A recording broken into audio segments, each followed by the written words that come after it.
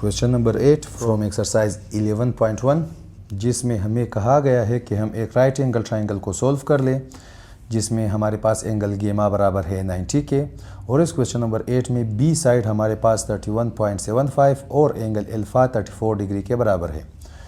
तो हमारे पास ये एक राइट एंगल ट्राइंगल है जिसमें ये पॉइंट सी होगा और इसका एंगल होगा गेमा, पॉइंट ए इसका एंगल होगा अल्फा, पॉइंट बी जिसका एंगल होगा बीटा और इस ए के ओपोजिट का साइड होगा स्मॉल ए, सी के ओपोजिट का साइड होगा स्मॉल बी और इस पॉइंट बी के ओपोजिट का साइड होगा स्मॉल बी। तो हमें इस ट्राइंगल को सॉल्व करना है, यानी उस चीज़ों को फाइंड आउट करना है जो कि मालूम नहीं है। तो हम सबसे पहले इस एंगल बीटा को फाइंड आउट करेंगे क्योंकि हमारे पास गेमा की वैल्यू और अल्फा की वैल्यू गिवन है। तो एज वी नो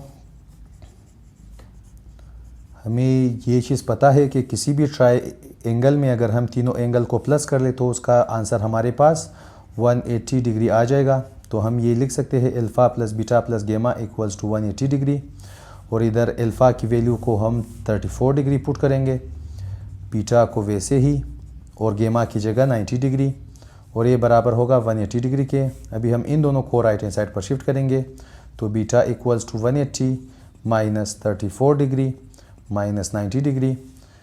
तो इसको अभी हम कैलकुलेटर की मदद से करेंगे।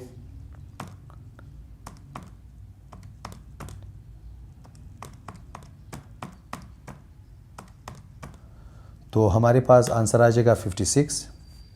तो बीटा की वैल्यू है 56 डिग्री और बीटा को फाइंड आउट करने के बाद हम फाइंड आउट करेंगे इस सी और इस ए को क्योंकि हमारे पास ये बी की वैल्यू 31.75 गिवन है और ए और सी को फाइंड आउट करने के लिए हम सबसे पहले एक एंगल को अंडर कंसिडरेशन लेंगे, यानी उसको मद्देनज़र रखते हुए हम इस ए को ये कह सकते हैं कि ये साइड हमारे पास परपेंडिकुलर है और ये साइड हमारे पास बेस है और ये सी साइड हमारे पास हाइपोटेन्यूस है।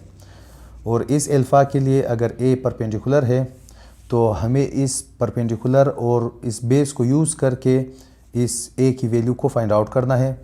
तो परपेंडिकुलर और बेस कौन से फार्मूले में यूज़ होगा अभी हम उसी को लिखेंगे।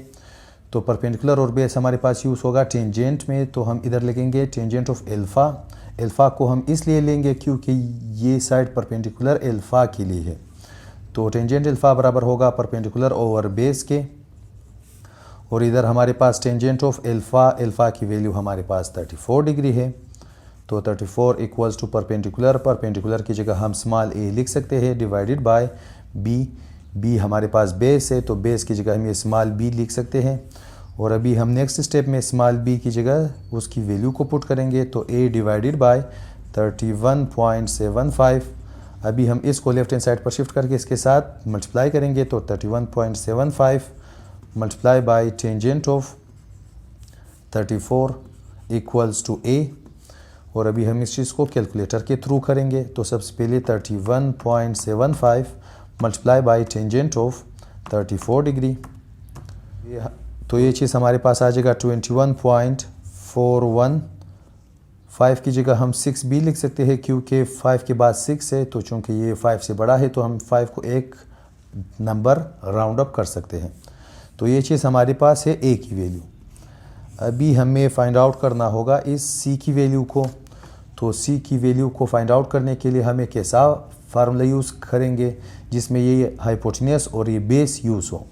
तो वो फार्मूला हमारे पास होगा कोसाइन ऑफ अल्फ़ा के जिसमें बराबर होगा बेस ओवर हाइपोटेन्यूस के और इधर हमारे पास कोसाइन ऑफ अल्फ़ा की जगह आ जाएगा 34 डिग्री, बेस की जगह आ जाएगा स्मॉल बी और एच की जगह आ जाएगा स्मॉल सी।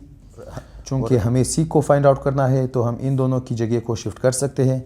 तो ये सी बराबर होगा बी डिवाइडेड बाय, लेकिन हम बी की जगह इसकी वैल्यू को पुट करेंगे तो 31.75 डिवाइडेड बाय कोसाइन ऑफ 34।